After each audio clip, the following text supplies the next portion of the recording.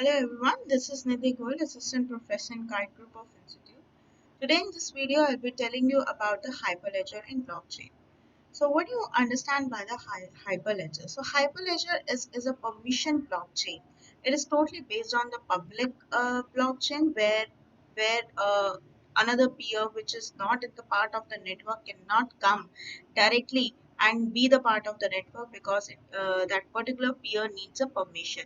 So that kind of a network where we need the permission for entering the to be the part of the blockchain, that is a permission blockchain, or and for this concept only the Hyperledger came up. So it was originally contributed by the IBM, providing a modular architecture with the roles between the nodes and the infrastructure and execution of the smart contracts. So here the smart contracts will be calling as the chain code in the Hyperledger.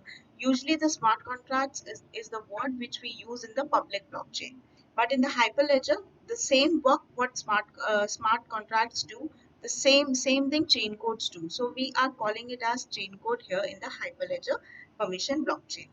So um, so if I talk about the Hyperledger goals, the goal of the Hyperledger is creating an enterprise-grade open source distributed ledger frameworks and code bases on the code business transaction. Provide neutral, open, community-driven infrastructure supported by technical and business governance.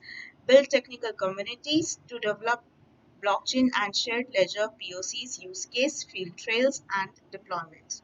Educate the public about the market opportunity for blockchain technology. And the last one, to promote our community of communities taking a toolkit approach with many platforms and frameworks.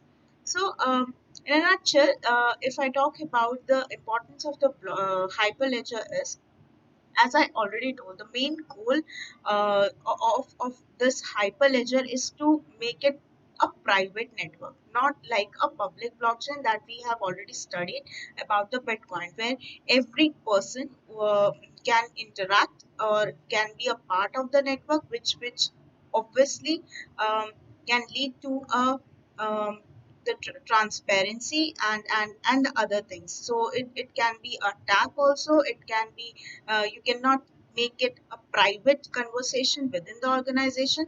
For that, we had the concept of the Hyperledger, where we can restrict the number of users, we can restrict what all the information we have to share among all the peers or not. So we have the Hyperledger for that.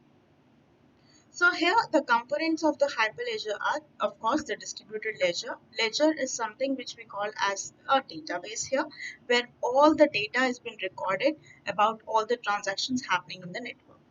And we have the multiple peers, as we call as nodes, who are the part of the network.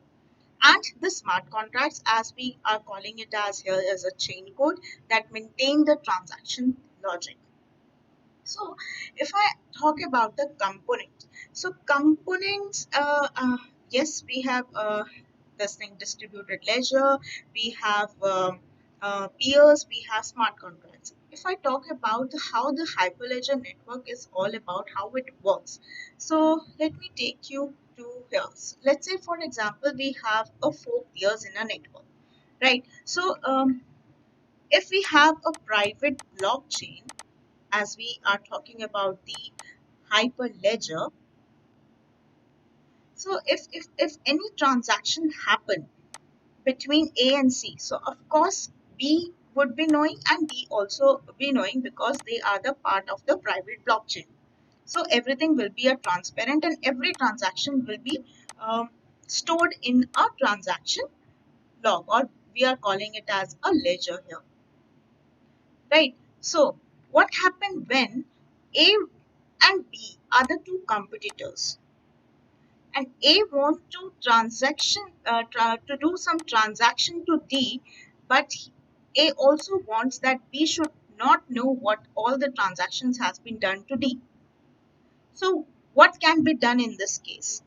In this case, what A can do, A can make the another different channel, the channel where B is not a part of that, and A can transact something or some message or whatever A wants to do some transaction to D, he or she can, what they can do is they can use the different channel and do the task, and we should not be knowing about all these things. So that channel, how this channel can be made, that channel can be made with the help of the hyperledger.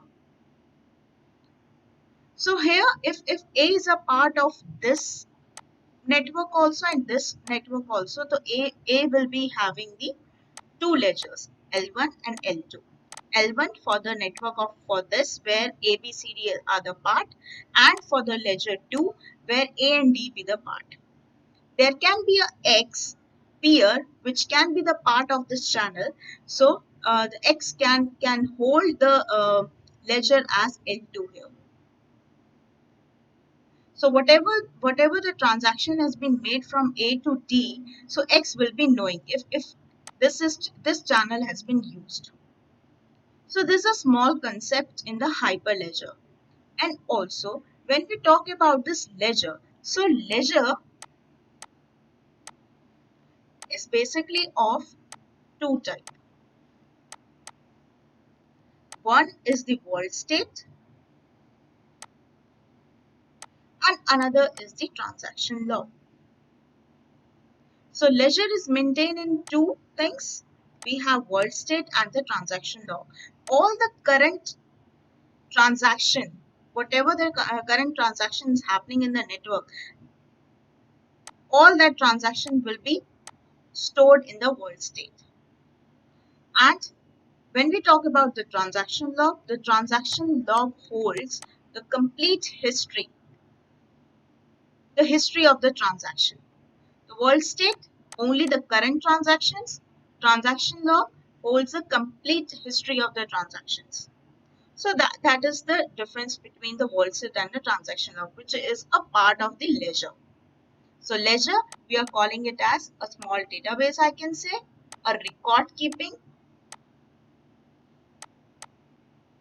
a record which stores the all the data of the transaction. So that was the small concept of the hyperledger.